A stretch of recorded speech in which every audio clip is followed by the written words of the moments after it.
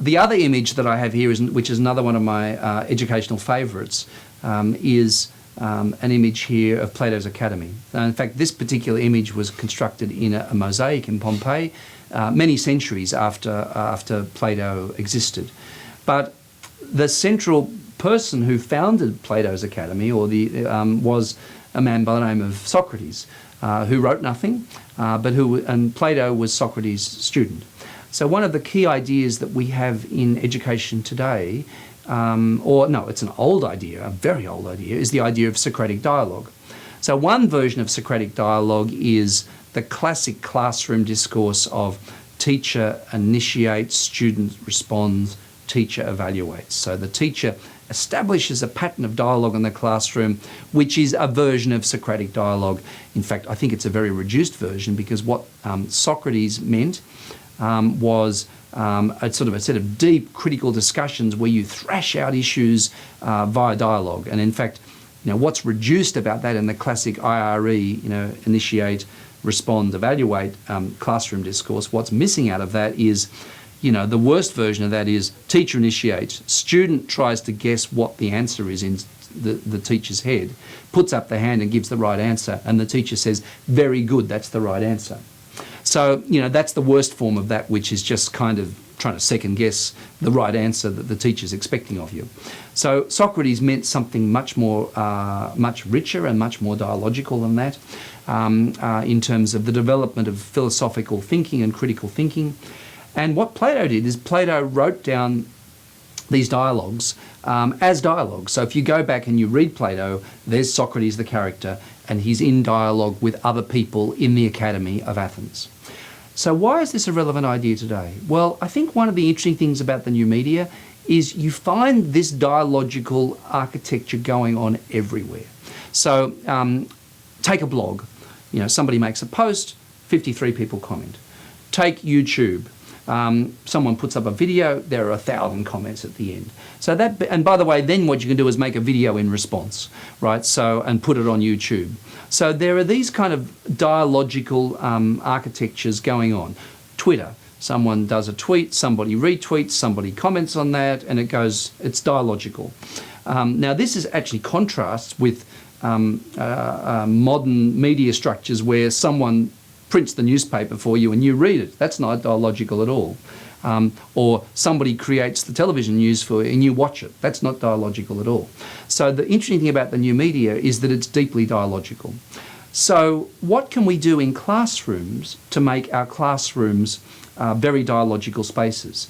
Well, some of the work that we're doing, we've been building environments here, my research group at the University of Illinois, where we're trying to change the frame of classroom discourse by the idea of an update or a post, which can be made by the teacher or made by one of the students. So that puts the teacher or even one of the students in the Socrates-like position, setting up the topic, and then students make comments that follow on from that and build a dialogue around that.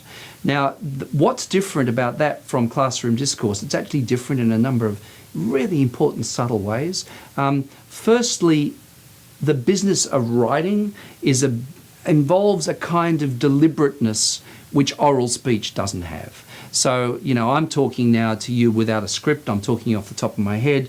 And if you went back, if I went back and saw what I just said for the last 5 minutes as a script, I'd be embarrassed by it as writing. It's a pile of jumbled clauses where I repeat myself and go around in circles, and there are actually no sentences. It's just a jumble of clauses. So when I go to write, though, there's a certain kind of deliberateness around non-redundancy, around careful framing of ideas. So what we do by shifting classroom discourse into this update, comment, update, comment, this dialogical structure, which is possible, by the way, in wikis and blogs, and possible in some of the environments that we've been building here at the University of Illinois, is Socratic dialogue. But in the same way that when Plato wrote up Socrates' dialogue, he actually wrote them up as writing. They're incredibly well formed, incredibly tight. They're not literally a recording of what Socrates actually said and how people responded. They are dense written versions of the substance of what was said. So we can replicate that in classrooms. Now, here's one difference from IRE. So, no, a second difference. The first difference is we shifted into writing, which is careful and deliberate. The second difference when we do this Socratic dialogue process is a very, very simple one, which is, okay, if I ask a question in the class, one person puts up their hand, one person responds, everybody else is listening. And that person over in the corner, I really don't know what they're thinking. I don't know whether they're tuning in. And in fact, it doesn't put much of a cognitive load on us. This is a system which is designed to make us bored because we're just sort of, vicariously listening to stuff that's going on when we're not actually literally answering. And we, if there's 30 or 50 or however many students in a class, each individual student doesn't get much of a chance to answer. So here we are in these environments where everybody can answer at the same time, shades of Twitter, shades of a comment, and they can all see each other's comments coming up at the same time. So people might know of clicker technology, where everybody has a clicker and they give a yes/no answer. Well, this, if you like, is a more elaborate textual version of that, where I can see that student over there in the corner hasn't answered. But also what I can discover is multiple voices. It's not just second-guessing the right answer that a particular student is giving. It's not just second-guessing that. I can actually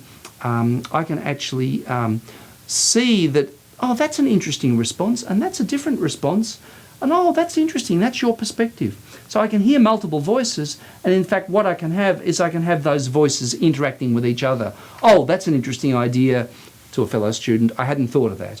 Or, are you sure about this? Perhaps this.